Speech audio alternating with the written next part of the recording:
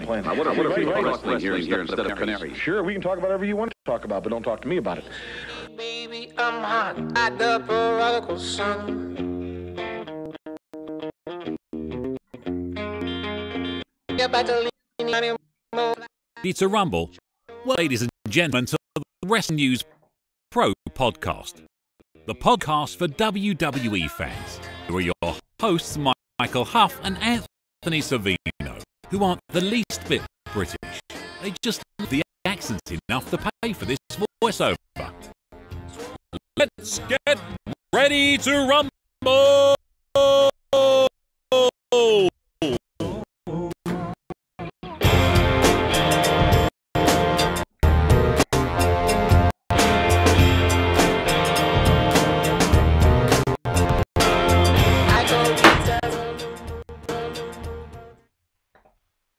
What's going on, folks? Welcome back. We have another episode of Heel Turn Radio. It's brought to you by Wrestling News Pro. Ready to talk some Superstar Shakeup and some other news. My name is Michael Hoff. You can follow me on Twitter at the FF Realist.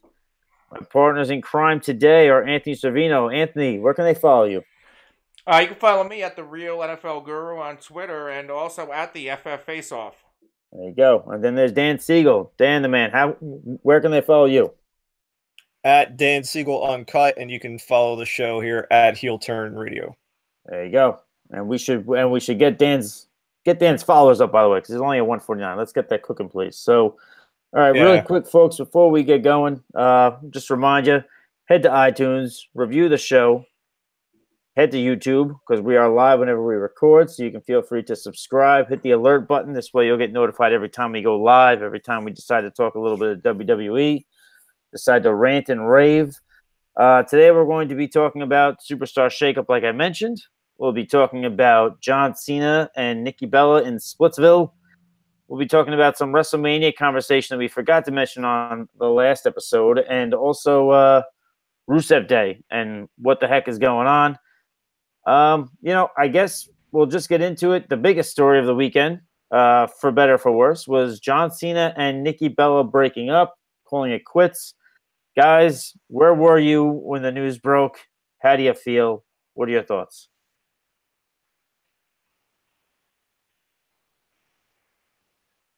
I don't really remember where I was, per se, but I was shocked. I was 100% shocked. The wedding was right around the corner. But as this unfolds, I don't know. Like, if you're a conspiracy theorist, and I know Dan is, it almost sounds like this was all part of a storyline that everybody knew about but Nikki Bella. Right? I mean... I hear what you're saying, and I think, I think we were all under the assumption last year at WrestleMania when he did the proposal that was a storyline thing. You know, it tied into the whole Miz Maurice, feud that was going on in the whole thing, and that's all well and good. But to your point, it's a storyline that got all too real. And, if you want to believe what you read, it's that as this thing got closer, John, who, if you're a Total Diva or Total Bella, whatever show they do now, if you're a watcher, he seemed to have softened his stance on wanting to have kids and a family and whatnot. And apparently as this thing got closer, he started reverting back to, being anti-kids and anti-family. And, as it got closer, I mean, we were 3 weeks away from the wedding day. As it got closer, and it seemed more and more apparent that not only was he getting cold feet, but he might just back out completely. It was Nikki herself who pulled the plug on the whole thing. Well, yeah, I got to be honest. I was kind of surprised too. But then when you really think about it and you think, oh, this could be a work, you don't know what to believe anymore. But clear as day, John Cena is a career-driven guy, doesn't want to have any kids, and he truly is a heel at heart. So this all makes sense. I was going to say, Anthony, think about it. You finally got your John Cena heel turn. That's it. Do you think this is it, though? Do you think he's really heel right now? No. No. This But I'm saying this is the closest thing to the John Cena heel turn you're ever going to get. That's going to happen. I think it'll happen. The heel turn happens? I think the heel turn happens one day. And I think it's soon. But they're enough to do a heel turn. I'm tired of holding my breath on this whole heel turn. Well, either way, if you're interested, I know Dolph Ziggler is. Nikki Bella is now single. And if you swing that other way, John Cena is now single. But he's very non-committal. So enter at your own risk. I was gonna say, here are your qualifications if you want to link up with John Cena. I might be single, so I'm available. Just throwing it out there. Calm down. Okay. For if you want to get with John Cena, first of all, don't want to have kids. Okay. Preferably just be tied beforehand, and have a lawyer available to read a lot of paperwork. Okay. We know that John likes you to sign a lot beforehand. It wouldn't work out with me and John Cena because he doesn't like dogs very much. All right, that could never happen. All right, Anthony. Now you're just all right. So let's move on. Let's move on. So we will quickly, before that gets messy, we'll discuss quickly before we get into Rusev Day, though. We missed this topic. We talked about WrestleMania and really the issues with it being as long as it is. Dan, what were your thoughts on that? On possibly a bit of a resolution? I know we touched on some previous shows, but yeah, what do you got?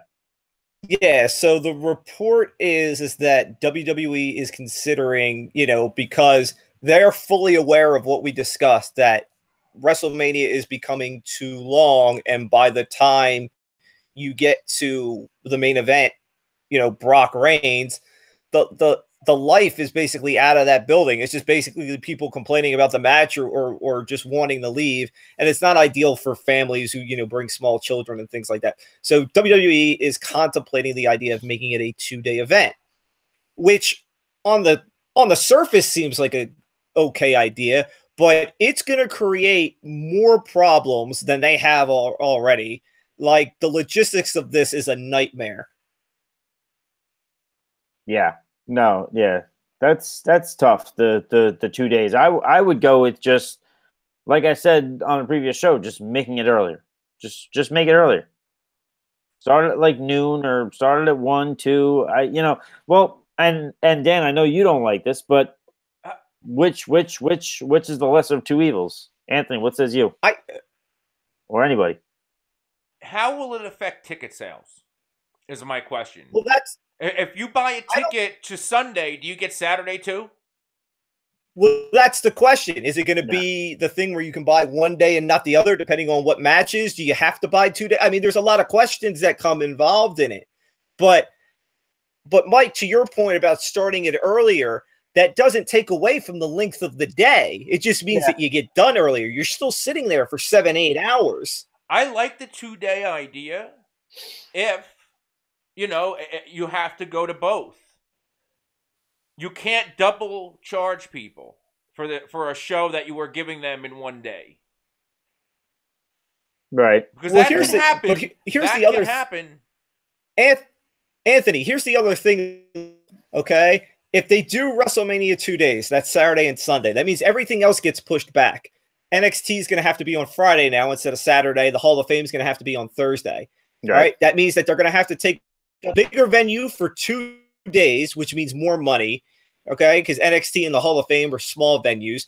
That means people are going to have to take an extra day to go for travel, okay? Because people come in on, people usually come in on Thursday for the Hall of Fame on Friday. Now they're going to have to come in on Wednesday. So that's an extra day for travel, extra day they have to take off work.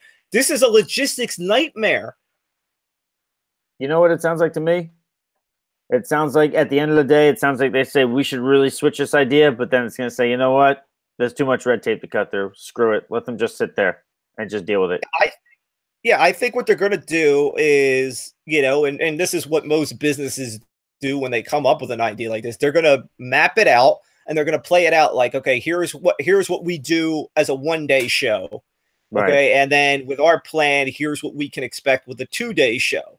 Okay. And if it's, which I'll get to later, if it's a Saudi Arabia deal, then sure, they'll make it 2 days. But if if the green is only slightly more, they'll live without the headaches.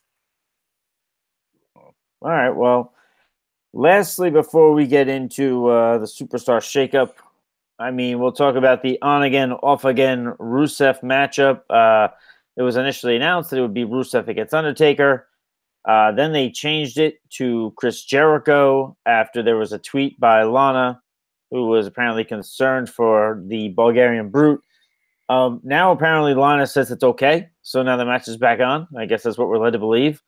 All right. So now, as of Wednesday at 5:25 p.m. Eastern Standard Time, we have a Rusev against Undertaker casket match for the greatest Royal Rumble. What do what are you guys thinking about this switching back and forth and any conspiracies? What do you got? Is there a chance that we see Jericho anyway in this match? Because I read a report that there is dissension between Jericho and New Japan. That their relationship is somewhat severed for the moment. So can we be seeing a full-time or, return for Jericho? Not full-time, but could he be going on his usual, SummerSlam run? No, I think you'll see him in the Rumble match. I mean, he was supposed to be for it, right? In the Rumble. Yeah. Yeah, he was supposed to be in the move to the Taker match, and now he'll just go back. Since I'm the king of conspiracy theories around here, here's what I think happened. Okay?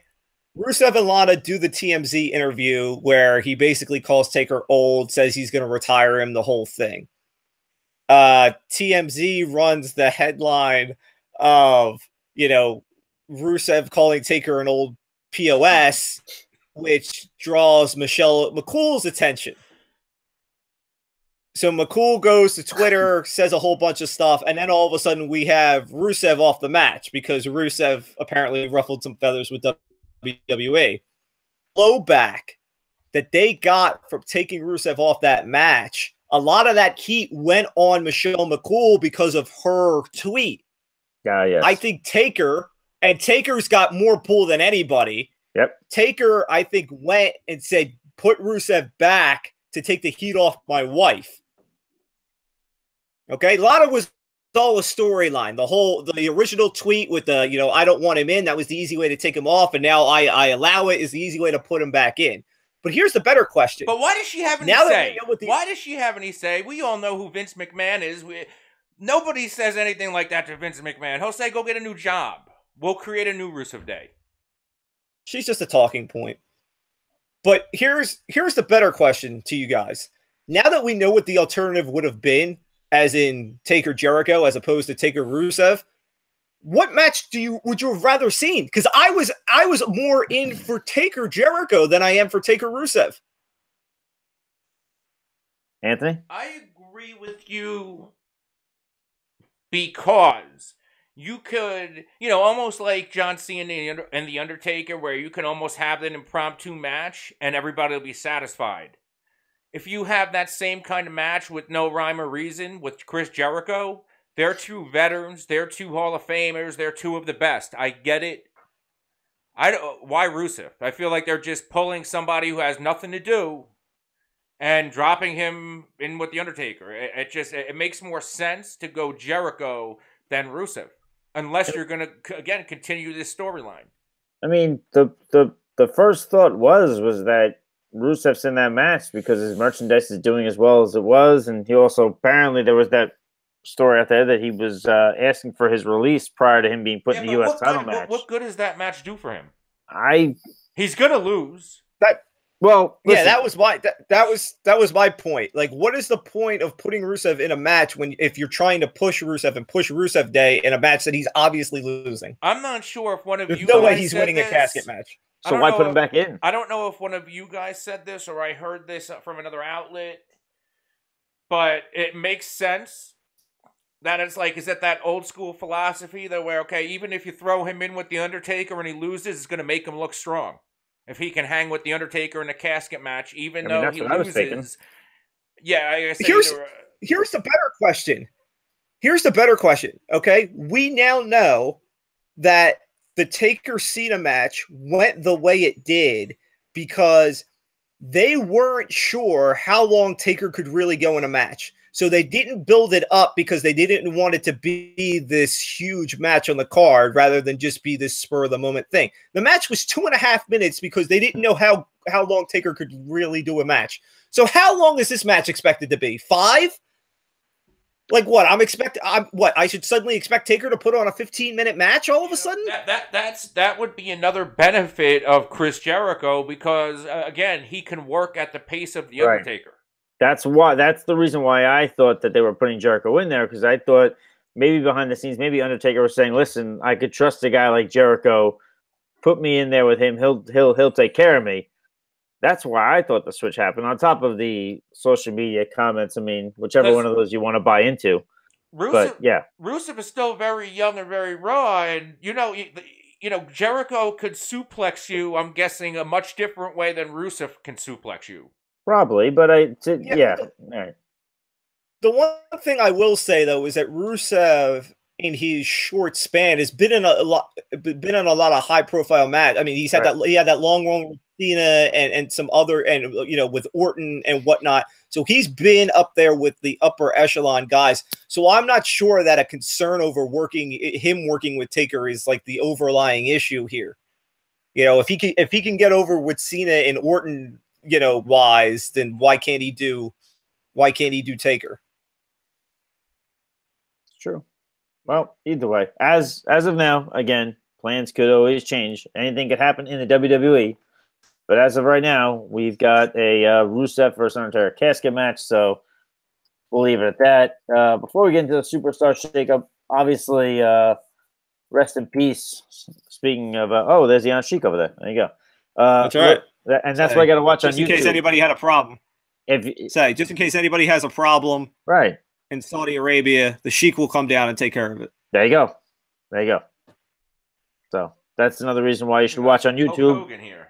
We got Hulk Hogan toys here. What's that? A Hulk Hogan? A Hulk Hogan pen. Is that a eraser? Yeah, the Hulk Hogan. It's just. I wish I could erase Hulk Hogan.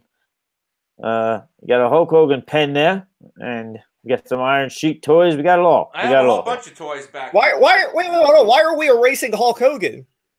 Don't worry about that. We got a whole slew of toys.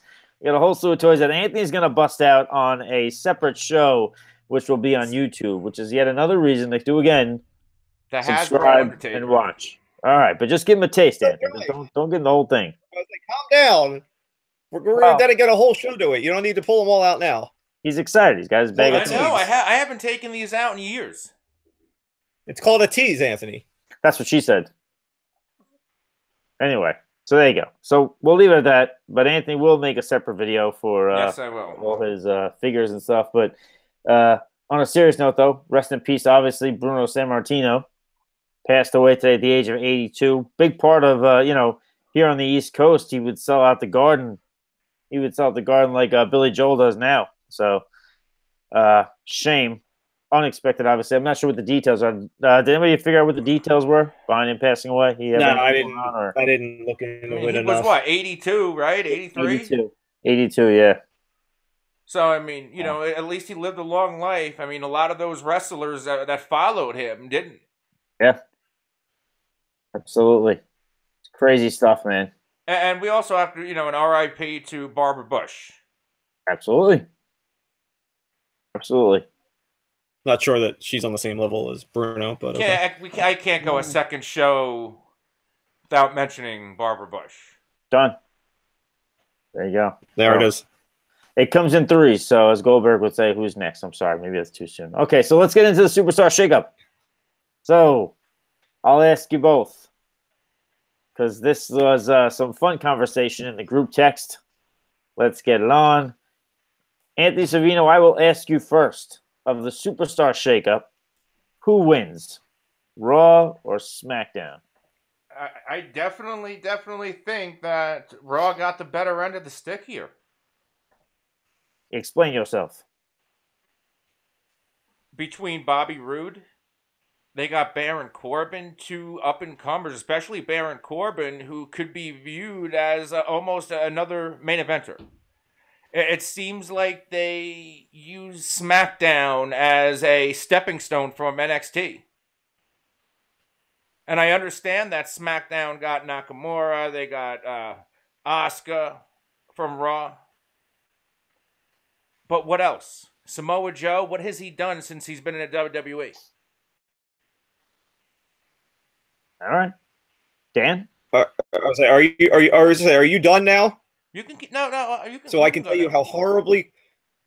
No. I was like, how horribly wrong you are. Okay. All right. First of all, you want to bring up Samoa Joe.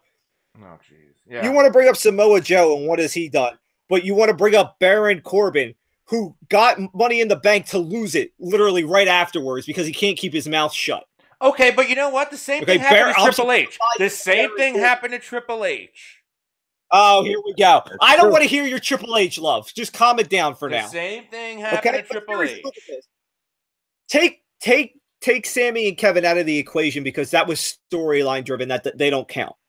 Okay? But basically, you've got Jinder, Dolph, Corbin, and Drew McIntyre. Those are the 4 big names that Raw got. Okay. That's it. Whereas on SmackDown, you got The Miz, Jeff Hardy, Samoa Joe, Asuka, The Bar, Almas, Big Cass if you're into that. I mean, come on. The SmackDown card from top to bottom is way better than the Raw card right now. And Sanity, by the way. Yeah, and here's the thing about Sanity. Did you notice Nikki Cross is not coming? Yes, I did notice that, which I don't like. I don't like that. She should be. Here's the reason why. All right. If you look at NXT's women division right now, take Nikki out of that. Who is Baszler going to fight outside of Kairi Sane? They've got nobody right now. No, they don't. They need her there to run a program. Yeah. All right. Well, I'm going to be the tiebreaker here. I'm going to give the slight edge to SmackDown. I do like that Raw was able to keep Rollins. They have Finn there, but that's part of their likes that they were able to. But that's the whole point. The whole point is that I like that Raw was able to keep some of their big pieces and add some on. But so I really think the shakeup winner is a SmackDown because SmackDown was able to add bigger pieces. The only thing I wish Finn would have gone. I wish Finn would have gone to SmackDown. Anthony, what do you got, Anthony? I didn't even mention Sami Zayn and Kevin Owens. Right. I just said that they don't count. How don't they count, though? How the don't reason they? Why, it was a story. The reason why it doesn't count, the reason why it doesn't count is because technically Sami Zayn and Kevin Owens didn't have a home after they lost to WrestleMania. I know Daniel Bryan's no longer the GM or the commissioner, whatever the hell his title was, but they're not going to go back there with Shane McMahon there. So that's why Dan's basically saying by default they end up on Raw. That's kind of, but nevertheless, I would definitely take the Raw side here all day. Well, and here's the other thing. You know, when we talk about people that didn't move, you know, you brought up Finn and whatnot. Yeah. We had talked about on previous shows before the shakeup and moves that we expected. We thought Asuka would go to SmackDown, which she did. We thought in turn Charlotte would go to Raw, and she didn't. So here's my 2 things from that. Number one, now that they have this horrible commercial with that god awful song that we need to know that every pay-per-view now is a dual branded thing. They couldn't just tell us that. We have to have that awful commercial now. So does that mean that we can now have feuds even though you're on different shows? Because if not, how does this Charlotte Ronda thing ever take off? That's number one. And number 2, does it not seem like SmackDown and Raw took different agendas in this shakeup? Raw basically took a bunch of mid-carders that were lost in the shuffle and brought them over to Raw to give them kind of new life. Whereas SmackDown, knowing that they're the lesser show, brought more star power in to try and raise the ratings. Yeah, to me, I mean, as far as the whole Ronda and Charlotte thing, that's as fixable as you either A, do another minor shakeup after SummerSlam, or B, you just have one of them win the Rumble and have the other one be champion. That solves that problem. That's simple as that.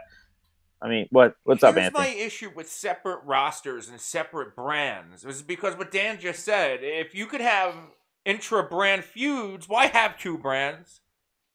You know, it's like the typical evolution where eventually the WWE is going to end the brand split. Oh, they and will, then we're just going to see it in another 5 years. We're going to get another one. Well, Dan's thoughts were more so now that we're doing dual branded pay-per-views, does that open the door to having, storylines within the two shows? Which, I think we all know it's going to lead back to that, Yeah, Mike, or Anthony, to your point, we have dual branded pay-per-views. So, let's stop with the split. I get the point of why they do it, because guys don't want to work both shows. You'd have to pay more. Guys like knowing that they have either their set day Monday or Tuesday, et cetera, et cetera, et cetera. But look at the Attitude Era. We had Raw and SmackDown. Guys didn't have split days. Come on. If they wanted a separate brand, he should have bought WCW and kept his mouth shut. Yeah, well, that wasn't happening. He should have bought instead of waving, "Hey, we beat him." He should have bought it and let he can run it from Connecticut and pretend like he still doesn't own it, and that's where your competition is. Yeah, well, he's never going to get what he wants to get from the brand split. He'll never get it. All right, so, but that's obviously that boat that ship has sailed. That's gone. But all right, so I say that if I wish one guy could have moved, it would have been Finn Balor. I think he's kind of wasting away on Raw. I think he could have had a much better shot of being a champion on SmackDown, as opposed to Raw, where our champion is never there, and apparently that's a wonderful thing, which I still don't agree with you guys on. But we can argue that we can argue that another day. But if there's, I wanted to ask, when you get a deal like he does. What's that? I said when you get a contract like he got. Well, yeah, I know, but now we know why he ain't on TV. Well, yeah, exactly. It makes the title prestigious, boys. Anyway, all right. Screw Brock Lesnar. I wanted to ask if there was a guy or a gal. I mean, Dan, I don't know if you kind of gave your answer already, but is there somebody that you wish would have moved that didn't move? There's somebody I wish would have got called up that didn't get called up. Is that Gargano? Where's Johnny Wrestling? Yeah, well. Yes. I mean, we got everybody we expected. We got McIntyre. We got Almas. We got Santa. Where is Johnny Wrestling? Maybe after SummerSlam. Perhaps. Now was the time. We discussed it off air, and we were in agreement. Now was the time. They had tied that storyline together. They had the match. It was done. It was a perfect time to move on. What else? I mean, what else is Gargano going to do in NXT unless all of a sudden, and I don't foresee this happening, but all of a sudden you're going to let him run with the title and they take it off Black, which makes no sense at all at this point since they just put it on Black. Right. Yeah. Well, Anthony, how about you, Anthony? Is there anybody you wish would have ended up on a different show, or you fine and dandy with the way things are? I'm kind of happy where things unfolded. I'm actually really happy to see Baron Corbin going to Raw. I think those big things. And I don't mind The Miz over on SmackDown. I'm excited to see this Daniel Bryan storyline play out. Absolutely. The Miz is one of those guys. It doesn't matter what show he's on. He's going to make it work because he's that good. But, Dan, you're waving your finger. What do you got?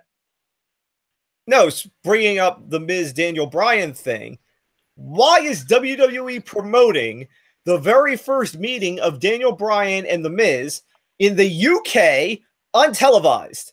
What is the point of that? Is it going to be on the network or no? No, but the point of that is that they can sell tickets. They could sell tickets, and then listen, WWE, since the beginning of time, since they were called WWF, they have this fantastic way of telling you on that this is the first time it's happening, or this is the first time it's happening in a long time. Look at Hulk Hogan and Andre the Giant. They said it on the Andre the Giant documentary. Yep. They built that WrestleMania 3 matchup as if, holy crap, these guys are in the ring together. They're going to go at it. Meanwhile, they did it at Shea Stadium. They did it everywhere else. They did it, all over the East Coast. Well, but all of a sudden, it's a big deal. So it's that simple. It's let's sell out. Let's sell out in the UK. Let's make sure we fill that building, and then we'll build it at SummerSlam as being like, this is the crescendo. Are they? Here's my. No, go on. Here's my beef with it. Okay. Is that, listen, and like we said with the Andre and Hogan thing, every pay-per-view match, whether it's, well, maybe not Brock and Reigns, but all those other matches, if you go to a house show a week or two before a pay-per-view, like with SummerSlam, they always do a house show down the shore right before SummerSlam. You will always see the guys that are getting ready to fight at the pay-per-view fighting in house shows because that's their way of getting in the ring and working things out before the pay-per-view match. So that's not my issue. I know that Daniel Bryan and Miz are going to fight 500 times before we get them on a pay-per-view. My point is, it's in the UK.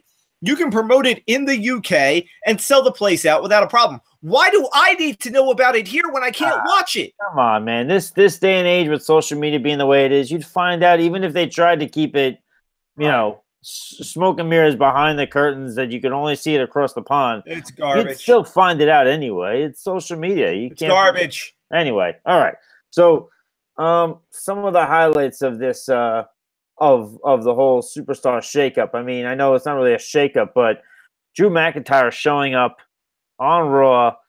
Dolph Ziggler comes out, which I'm not gonna lie, I could care less about, even though I love Dolph. It's just that they never do anything with Dolph. But McIntyre ends up coming out and helping him beat up Apollo Crews and Titus O'Neil, which I was thrilled with. But what do you think, Dan? What do you think about Drew McIntyre? What do you think his role is? Do you think that was just a way to introduce him into the show, or do you think he's almost going to serve as like a diesel to Dolph Ziggler? I'm hoping that was their way of introducing him. I'm not really fond of seeing a Dolph and McIntyre tag. Right. I mean, if they want to put McIntyre in a group, bring back 3MB for God's sakes. All the pieces are there now. Right. Mike, I like the comp you just made. The whole Diesel to Dolph Ziggler. Do you see like a Dolph Ziggler's career taking off like HBK's did? No. Nope. No, just because just because they haven't, and that's no. I mean, I love Ziggler. But it took HBK a few years too, right? Yeah, this is different though. No, Dolph's new, and when Dolph re-upped, it was basically a thing in which it was almost like an agreement to like, hey, I'm going to start putting guys over. Like my push isn't coming.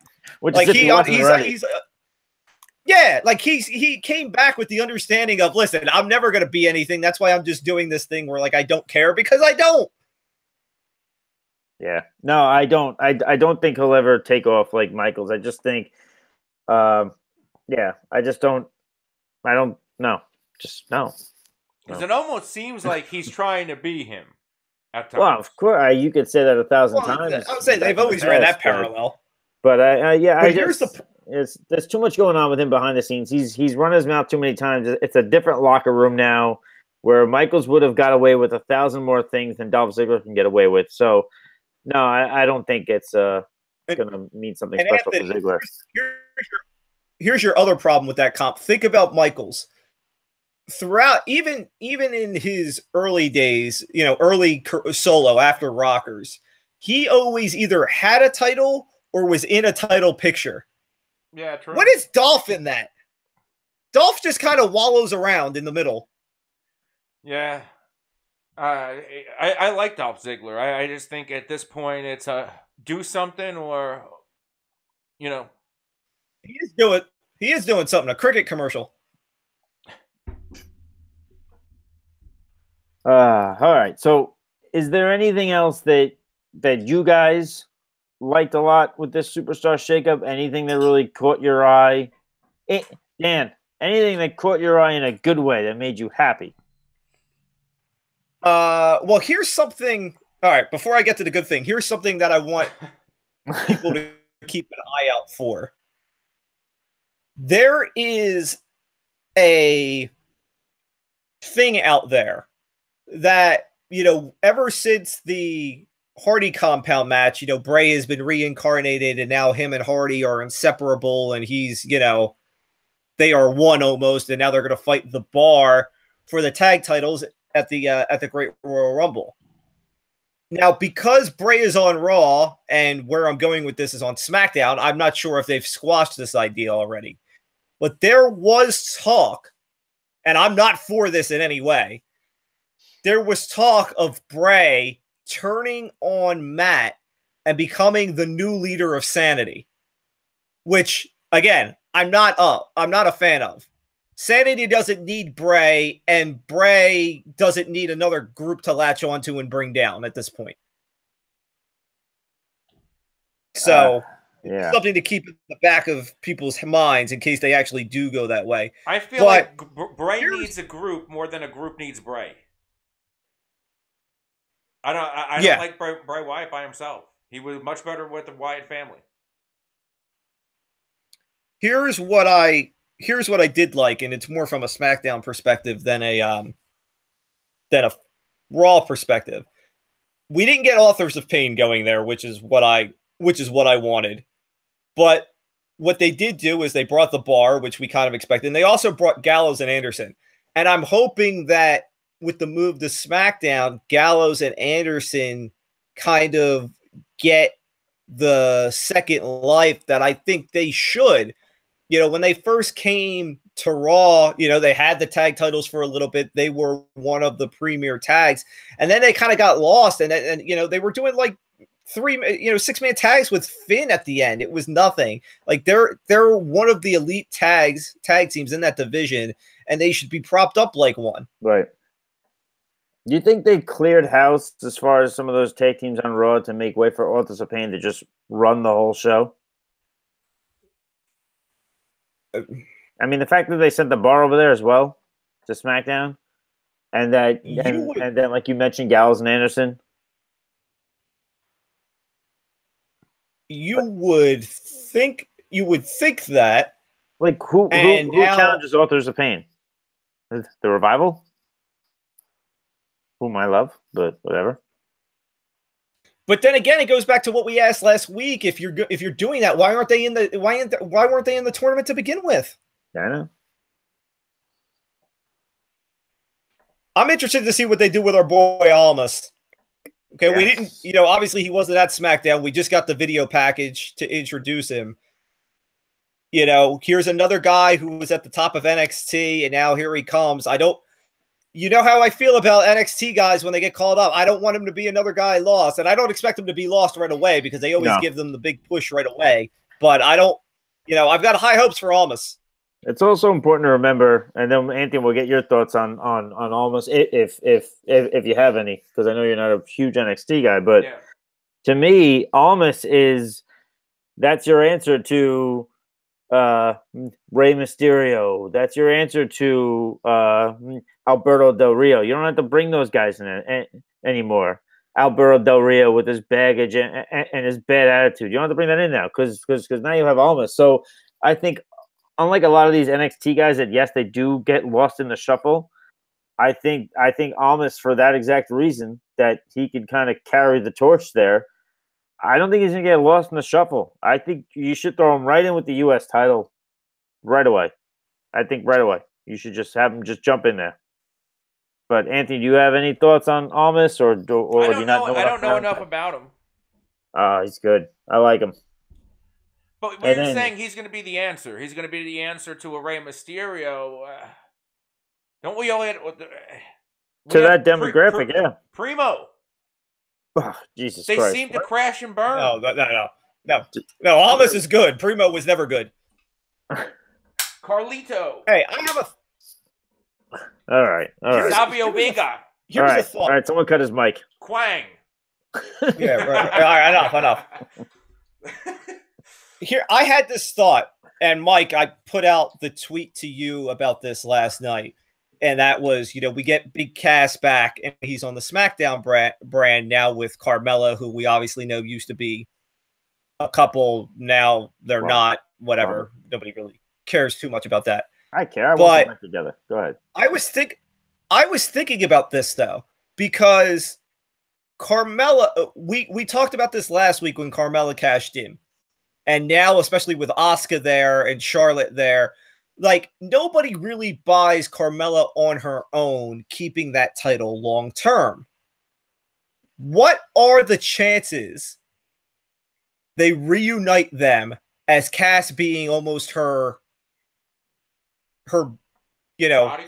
meat? Yeah, her protector of that belt. Almost assuming a test role. Yes. Because, like I said, if she gets in a match with Asuka or Charlotte, nobody's going to buy her winning. I like it. And she was with James Ellsworth. Exactly. And as much as you guys love Cass, I don't think I'm ready to just hit the button and let him roll. Mm-hmm. Let him do something with her first, and then not he can you guys, off. Mike. I love Cass. I'm not a fan of Big Cass. Quit hating. All right, Mike. So tell me why my idea is bad then, and Cass should just run. Hey, crazy. No, first of all, Cass and Bryan. By the way, stop. Easy. Very hostile. Right, Anthony? That's what I did. I'm hostile. Yeah, but I don't. I don't hate your idea about having Cass be kind of the meat to Carmella, kind of helping her out, making sure she gets some of these wins. I think that would work well for Cass as being kind of an enforcer type, that big body type, not going to screw with him. And I think it helps Carmella being that weaselly sort of heel that's always able to eke out these victories. So I think that could work. But I like Cass. He's got good side. And listen, McMahon loves big men. That's it. He does. So he's going to do his best. I know. He's going to do his best. He's going to hard off for Baron Corbin. Yeah, that's another one. Kind of like Anthony. Come on. I picked him to win the Rumble. Sell me on this Cass Daniel Bryan storyline, because it's garbage. This is an opportunity. This is simply an opportunity for Vince McMahon to say, let's take Big Cass. We had big things planned for him, for Big Cass, and then he got injured. Let's throw him right into the water. Let's see if he can sink or swim. Put him in a program. I didn't hear that. They had big things planned for him? They had things planned for him, yes. But then he ended up, he was supposed to finish his feud with Enzo, and then he was supposed to go right into into some bigger and better things, but then he ended up ripping his knee. I really think this is just Vince McMahon saying, let's throw this kid in with Daniel Bryan, a guy that knows what he's doing, and let's see if he sinks or swims. And then if he does well, fantastic, then we know we can move him up the card. And if he doesn't, then we know what we have. I think that's really what this is. I hear you, but is Daniel Bryan the right opponent? That's where I was going. Like, their styles are completely different. Like, Cass isn't a wrestler. Bang. Cass is big boom, leg drop, elbow drop, power slams, thing like that. Bryan's a grappler. Well, maybe this is a way to also take it easy on Bryan. Put him in the ring with, this basic sort of move set and just see if they could tell a story. This way, they're not holding their breath back there in gorilla every single time Bryan takes a bump. Either way, doing that anyway. You and I know that. All right, it's true. But either way, it's happening, and we'll see. I'll tell you this though, he's gonna have to do better on the mic. He's gonna have to, because he's not like here's the difference. I know McMahon loves big guys, but he loves Reigns, and he could sell Reigns. Big Cass can't sell himself. He's gonna have to be good on the microphone. He's gonna have to be, otherwise. And think about it. Cass has never had to speak. They had Carmella at the start, then Enzo took over. Cass has never had to do the speaking. He's all on his own now. That's even more reason to team him with Carmella, because he wouldn't have to talk. I mean, if Braun Strowman can get himself over, I mean, he's not terrible on the mic. I mean, guys like Roman Reigns and Big Cass, like, all right, they're missing that. Why? What's the beef against Baron Corbin here? Is it his receding hairline, or what is it? What's the problem? Oh, from me? Oh, from me? Yeah, sure. You guys talk about this potential and like, I don't see like the overwhelming. Like, is he a nice heel? Yeah, he's a nice heel, but like, top of the card type guy. come on. Baron Corbin, they have him loaded. He has a cool entrance. He has a very cool entrance. He's got good music, yeah. Even to the end. Even to his finisher. An eye-opening finish. I mean, for the whole package. The whole package works. Baron Corbin looks like he wants to be the second coming of American Badass. Whatever, it works. It's almost like American Badass infused with CM Punk. And he's very athletic for his size. And not, you know, the please new don't CM ever Punk. Please don't ever put CM Punk and Baron Corbin in the same sentence again. My God. I'm talking about Kill Switch CM Punk when he was cool. Right. Well, anything Kill Switch is cool, okay? So either way, listen, we all know the reports have been out there. McMahon loves Baron Corbin. The only reason why Baron Corbin didn't successfully cash in that Money in the Bank is because he just couldn't keep his hands off his phone when he was on Twitter, and he said some stupid stuff, and he ended up getting squashed, lost his briefcase, lost quick at SummerSlam. So lesson learned. It happens to the best of them, right, Anthony? Triple H. Yeah. The Mount Rushmore. Don't encourage him. Just saying. Don't. All right. If there's one guy, by the way, give me, if any of you have any. I'm not sure how closely you looked at these shakeups, you know, besides the guys that were, you know, marquee on the show. And no, don't give me Connor or Victor, but do you have a guy who you like that switched shows? I mean, for me, it's Chad Gable going on a solo run here. I would have preferred to see him on a solo run on SmackDown, but because he could wrestle. The guy can wrestle. But I think that's better suited for SmackDown, but rather than the story-centric Raw. But is there any move that you think is going to be kind of like an underdog move? Well, for me, and I don't know how underdog you want to call it since he literally one of them brought it over, but Jeff Hardy winning the U.S. title and moving to SmackDown is just the first step to what I think is going to be a big summer for him. For Jeff? Yes, because Vince is taking Jeff and putting him on this complete solo push, completely away from Matt. They're not doing that. There's no, you know, he's not going to be Brother Nero anytime soon. And Vince, you know, for like we just said, how Vince loves Baron Corbin. He loves Jeff on his own and the idea that Jeff can sell merch. And I'm not going to go full into where I think this is headed, but like I said, Jeff has a big summer ahead of him. Well, what if we much bigger than the U.S. Championship? Okay, well, what if we want to know? What's your scoop? What do you got? What do you think? I think, and here we go, because I know you're getting ready to post an article about this if you haven't done it already, Mike. I haven't done it yet. Well, here, I will give you the counter to your article. Sure. Jeff Hardy is going to win your Money in the Bank. Okay. Yeah. All right. I'm about Jeff Hardy, too. Well, you can be all you want. I'm just saying that's where I think this is headed. All right. Anthony, is there a name that you like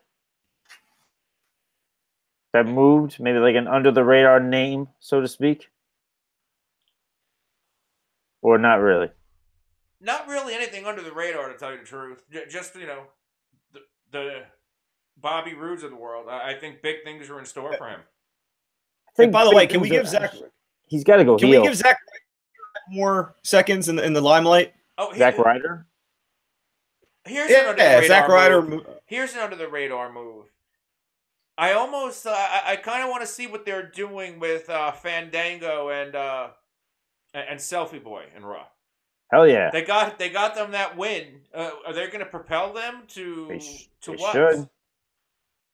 They should. They could. You know, I mean, as much as I want to make fun of their gimmicks, they work well together. The gimmicks work well together, and they seem to have gotten over. So maybe they're going to get their chance on Raw now. With AOP lingering, it's just hard to see how that all works out. Yeah, that's the only problem. Yeah. There you go. Well, all right. So that's pretty much it then. I mean, Is there anything else you want to discuss? Anything else? Like, what's you know what? We always wrap it up with this. What's pissing you off in the world of wrestling? Wait, now should we let Anthony go first because Dan's got a long list of things that piss him off? There's two That's things. right. There's two things I don't like right now, All right. and that they didn't do anything with Cena and the Undertaker yet. Yeah. And also, they're pairing Ronda Rousey with Natalya.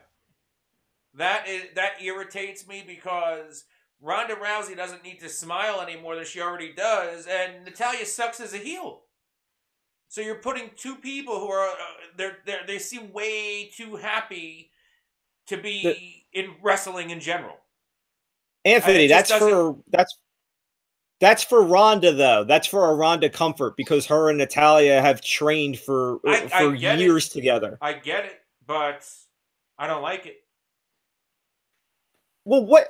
All right, but to counter that though, what if and we have to think that the Steph thing isn't over. So why would they put her in a bigger thing right now if Steph is just going to kind of linger to come back down at some point? But why put her with Natty? I mean, like I said, I understand from a personal level. Because even though we all agree that she sucks as the heel, they like her. Yeah. Sure.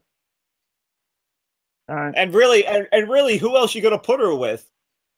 What, you're going to have her fight the Riot Squad? That's what I was thinking, actually, to be honest with you. I'm not approving of it. I'm just saying that was my initial thought. That was my. I'm saying though, does that move the needle much more than Natty though? No. I mean, that's kind of my point. Yeah.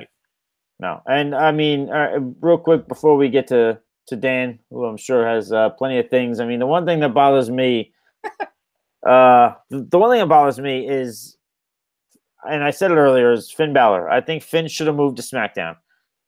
I worry about Finn getting lost in the shuffle on a card where yes, I know, whatever, it sells because he's never there. You know, he's not fighting for any major title. I think it suits him better to be on SmackDown, to be there with his buddies, you know, be there with his New Japan buddies.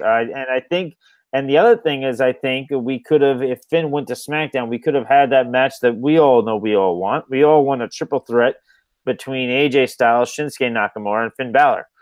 And I think we lose out on that, at least now for the time being. But that's kind of what bothers me because I worry about him continuously getting lost in the shuffle on Raw. And it's probably just going to continue to happen, to be quite honest with you. So that's what's pissing me off about wrestling. And also the fact that now that Bayley and Sasha are on the same show, I'm going to have to continue to see this feud that could have been something great get just dragged out in the most boring and just dismal way. How similar is that to what we see from Kevin Owens and Sami Zayn, though?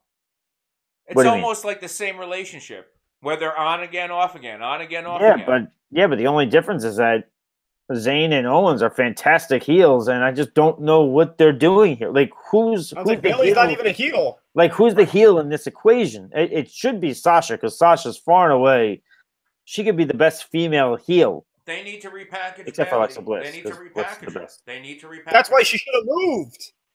I know. That's what I'm saying. But all right, Dan, what's pissing you off? All right. So I've got the small thing and then the big thing. The small thing is for people like Mike who complain about Brock Lesnar and him having the title. First of all, okay, I have, and you know, we're gonna do our Rumble predictions here in the next week, but I have and I've changed my stance on this. I have a strong feeling that Mike is gonna get his way and that Brock isn't gonna have the title after Friday. Yep.